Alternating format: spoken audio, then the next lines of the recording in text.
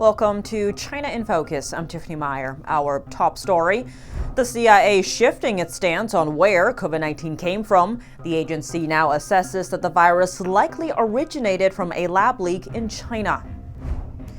Missouri's lawsuit against the Chinese Communist Party goes on trial. The Show Me state is asking for $25 billion in damages over fallout from COVID-19. A Chinese artificial intelligence app topping Apple's App Store charts over the weekend. More on why it's alarming U.S. Congress members and investors. And China's foreign minister sending a veiled warning to U.S. Secretary of State Marco Rubio.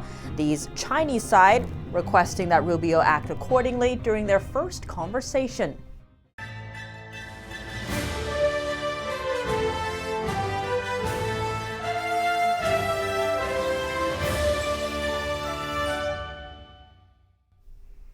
Before we dive into today's top story, we'd like to share an important update.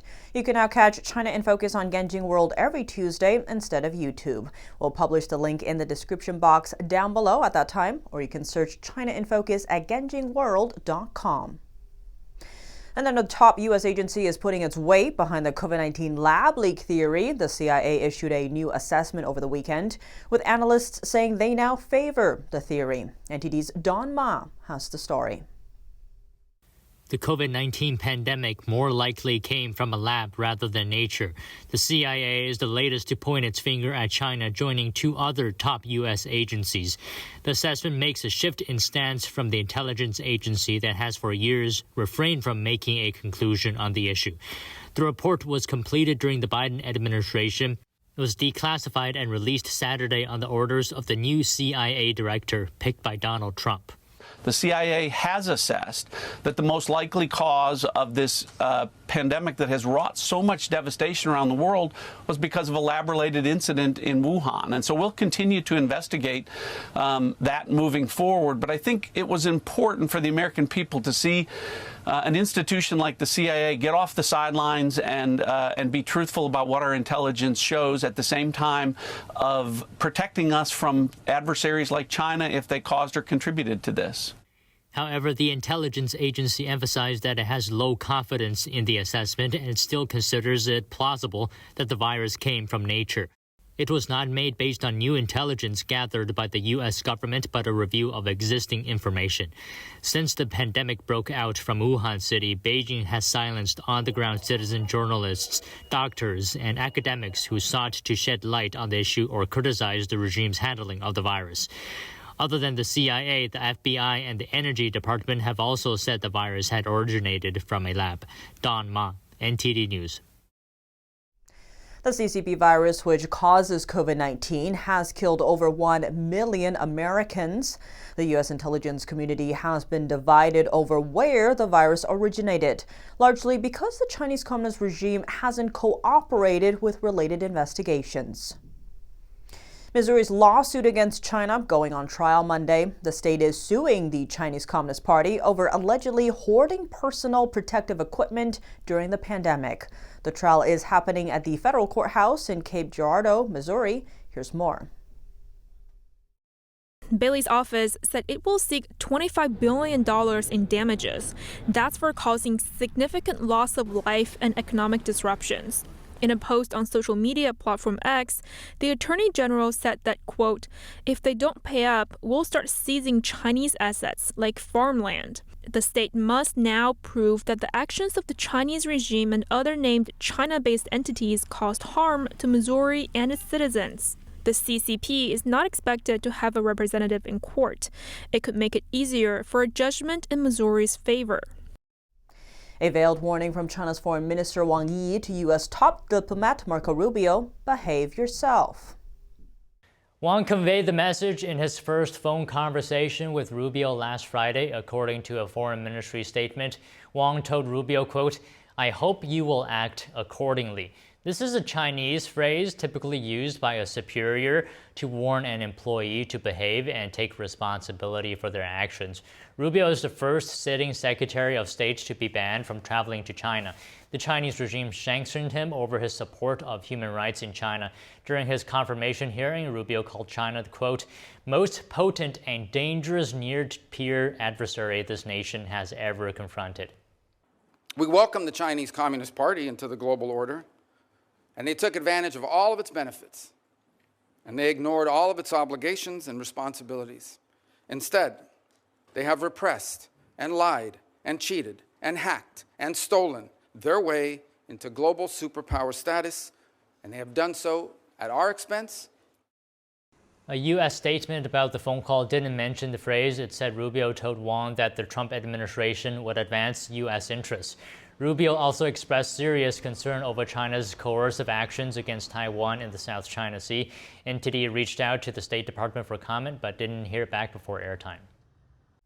China promising to accept the return of Chinese immigrants that illegally entered the U.S. This comes after President Trump threatened up to 50% tariffs on Colombia after it refused to receive deported migrants. According to government data, the U.S. sent over 470 illegal Chinese immigrants back to their home country last year.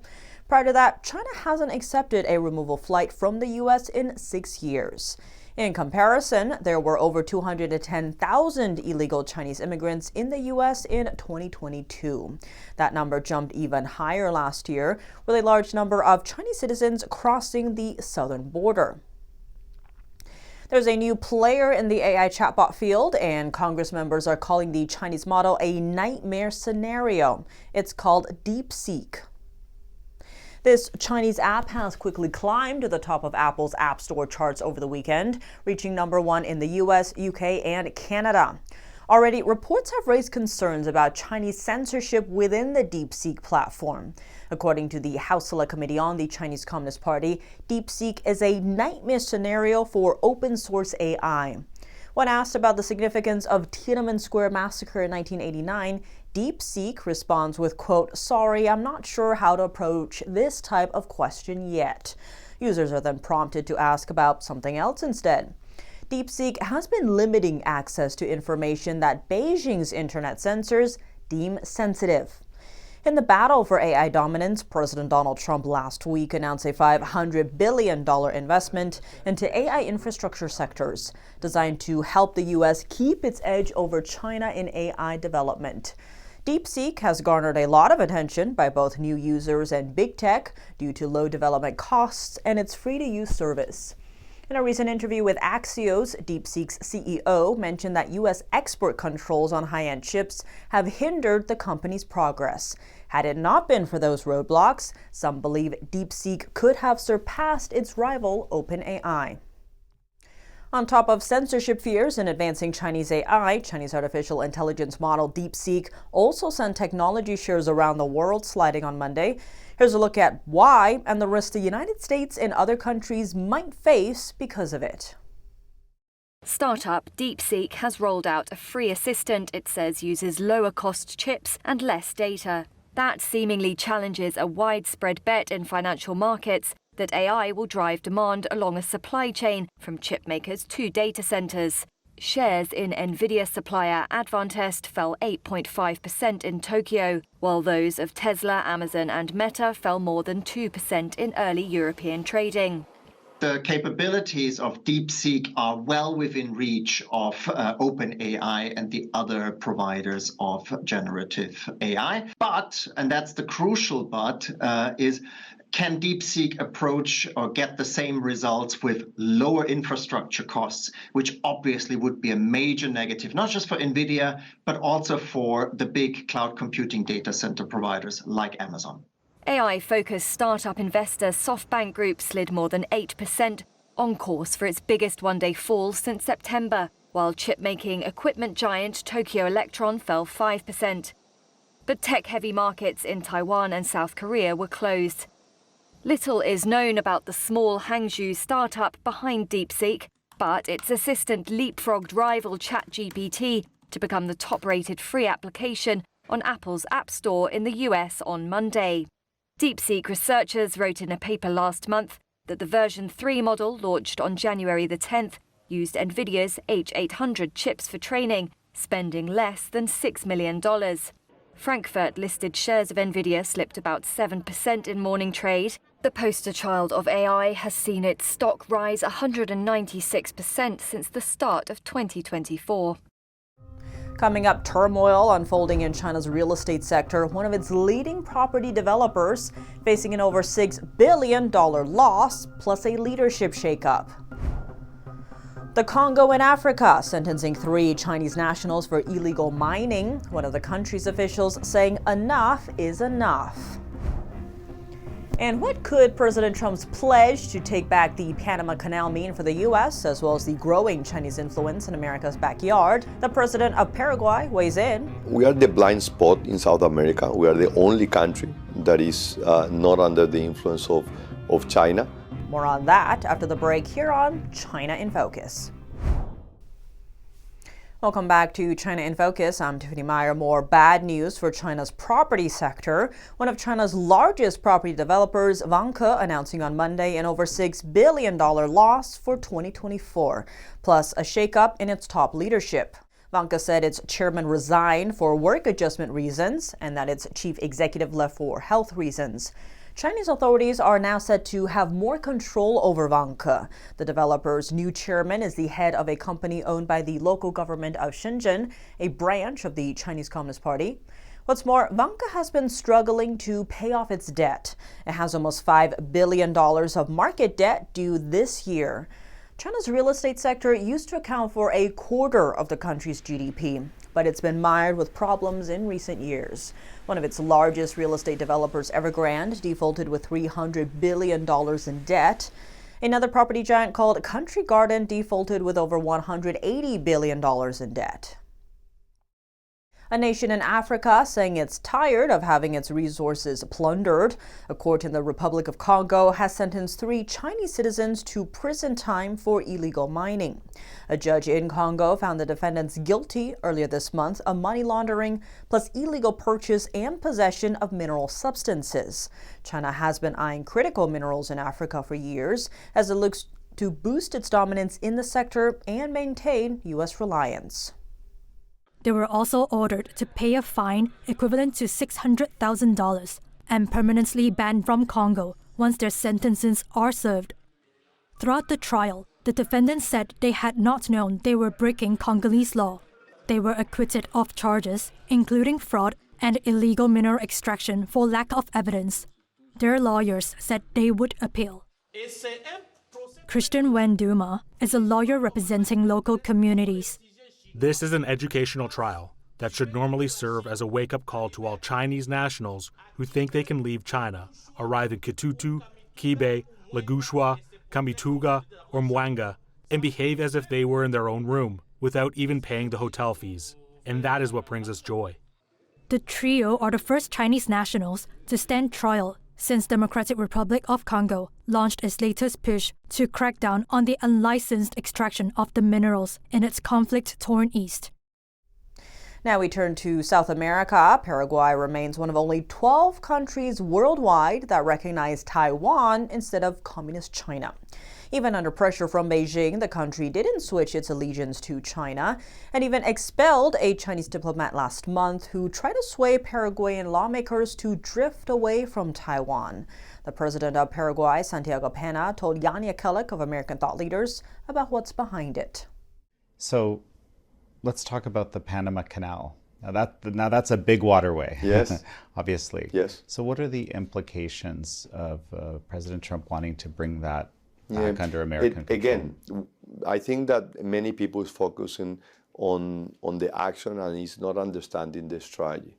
I think that thinking that the U.S. will physically regain control of the canal, I think is going to be very hard.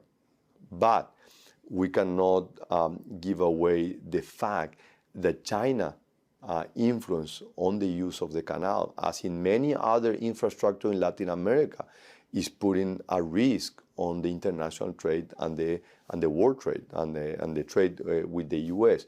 So I think what President Trump, and this is my interpretation of the action, is that he wants to know that the U.S. is being treated fairly, that asset that was built almost a century ago with the resources of the U.S. and it was given through a great agreement between President Carter and Trujillo, remains a viable source of prosperity and growth for the Americas and for the region, and not a tool for the expansion of the Chinese trade. And again, I understand this very well because Paraguay is not an ally of China. Paraguay is an ally of Taiwan. Mm-hmm. So we understand very well the threat and the risk that the U.S. is seeing of the expansion of the Chinese trade. So, I mean, this is, if I may, just something quite remarkable, right? There's only 12 countries in the world that recognize Taiwan and not the Chinese regime, basically. And Paraguay is the largest one. And Paraguay is the largest one. And I'm sure, recently you actually expelled a Chinese diplomat for agitating in the other direction. Yes. This is, I don't know, quite remarkable, I think. And just so explain to me why, and what you think about it. It's remarkable when you don't understand where Paraguay is coming from. And I think this is my greatest desire for people to learn the story about Paraguay. This is a country that 5 centuries ago, 500 years ago, received the first flow of Spaniards that came to the continent. They first landed to the coast of Argentina, where is today Argentina, and they couldn't stay there, so they start. And the reason is because they found a very hostile indigenous community. So they began a journey through the river. Again, the river was the source to connection to the rest of the world. They called the Silver River. They were looking for silver and gold. And in the year 1537, they landed to a bay, and they founded that, and they said, we're going to remain here, and this will be the base of the operation. The reason of that, and remember, it was far away from the ocean. The reason why they decided to settle there is because they found a very friendly indigenous community, the Guaranis. So for 300 years, Asunción, our own capital, became the center of the colony. We were the first country to gain independence from Spain, the first one in 1811, ahead of Brazil, Argentina, Uruguay, Chile, Colombia, almost everywhere, Mexico. So we were an independent nation when many other countries were still responding to the influence of Spain. So from that moment on, the neighborhood became very, very hostile, to the point that 3 countries in the year 1864 declared the war against Paraguay: Brazil, Argentina, and Uruguay. And it was a war of extermination. We fought back for 6 years, and at the end of the war, we lost 60% of the territory and 90% of the male population. More than half of the entire nation was killed. So that was the history behind the rebuilding of Paraguay and why we lagged behind after being the most developed nation in Latin America in the 1800s. So when you look at the threat that Taiwan have to face because of the influence of China, or the threat that Israel has to face in a very tough neighborhood, we feel very identified. These are our own same fights that we have been fighting for many, many years. So this created this sense of resilience. Nobody's going to solve our problem. We need to make ourselves stronger. Through some of President Trump's appointments, he's indicated that China is a major issue. The National Security Advisor, the Secretary of State. This is a big challenge. How can Paraguay and the U.S. work to contain that threat or stop it? We are the blind spot in South America. We are the only country that is not under the influence of China.